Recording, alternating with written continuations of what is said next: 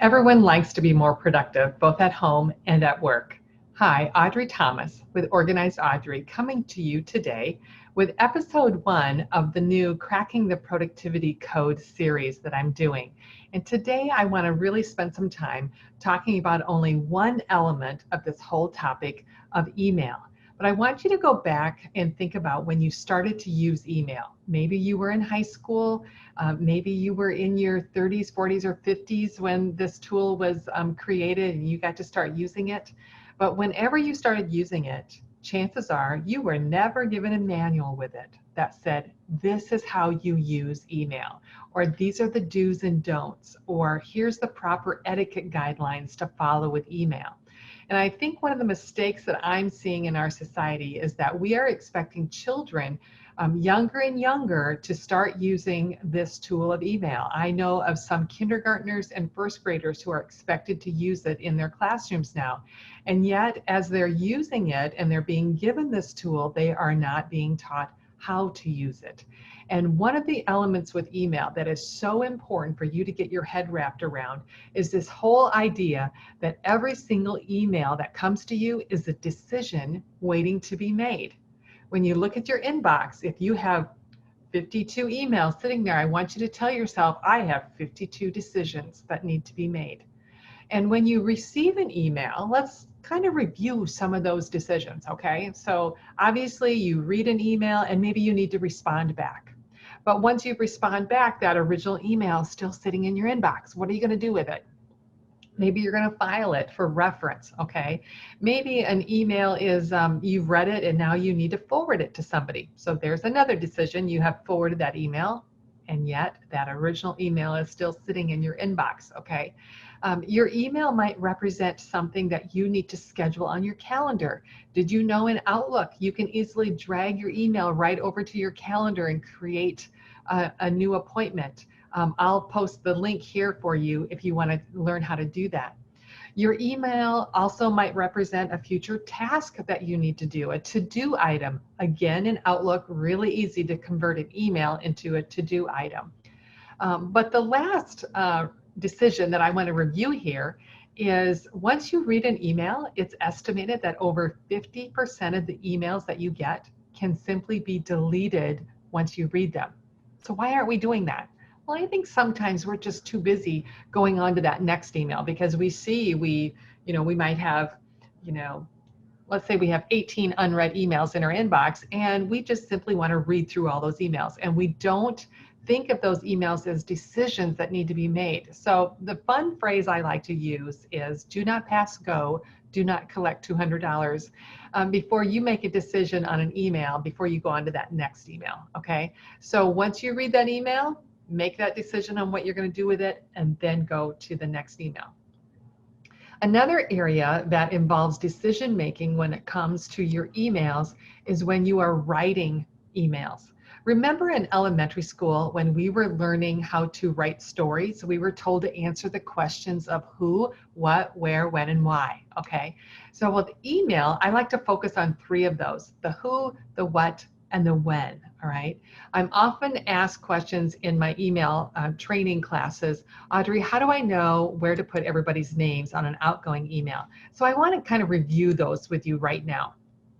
So obviously the to line everybody's familiar with, the CC line, which now stands for courtesy copy, and the BCC line, which stands for blind courtesy copy. So in the to line is going to be the individual's names that are the primary recipients of your email, or people who are really like team leads or overseeing directions and decisions of a project, or anyone who you are expecting an action or a decision from. Those individuals' names need to go in the to line. The people's names who can go in the CC line are the people who are just receiving that email for information only. They are not needing to make any kind of decisions, but they just wanted to be kept abreast of the project. And then the names that go in the BCC line. Now, the BCC line is all about security and privacy. So when you are sending, let's say, a bulk email to individuals who don't know each other, their names need to be in the BCC, okay?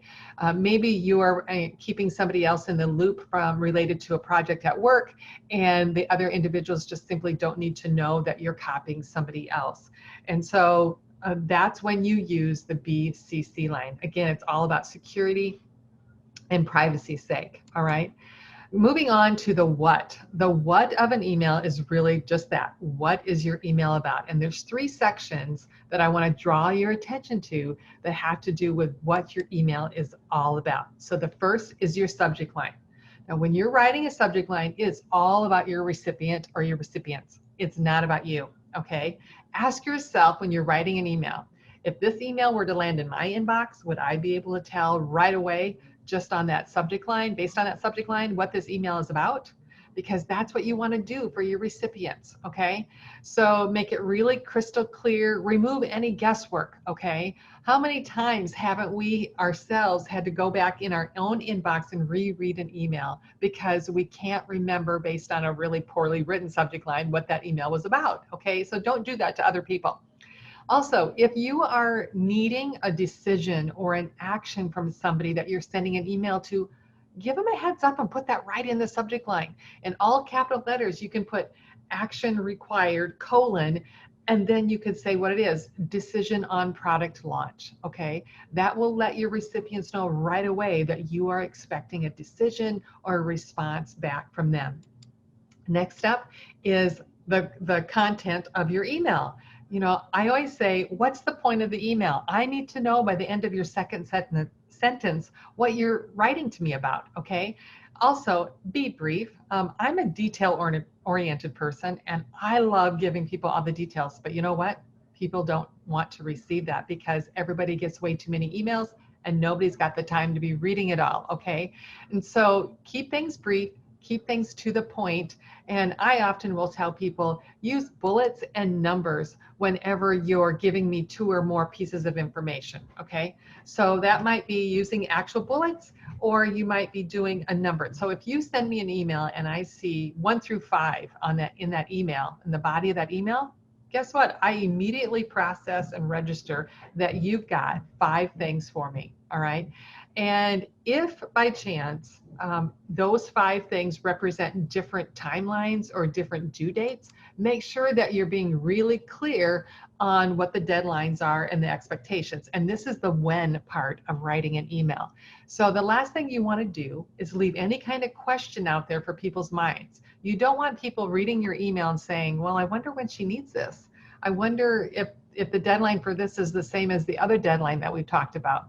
Be really clear. If you're creating a bulleted list or a numbered list at the end of each of those items, if they have different deadlines, put it right there, okay?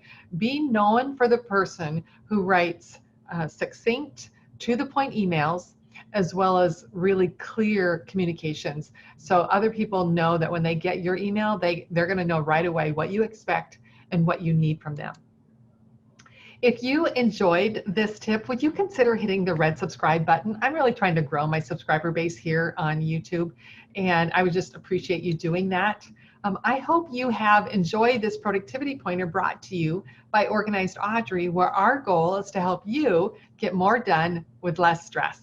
Make it a great day.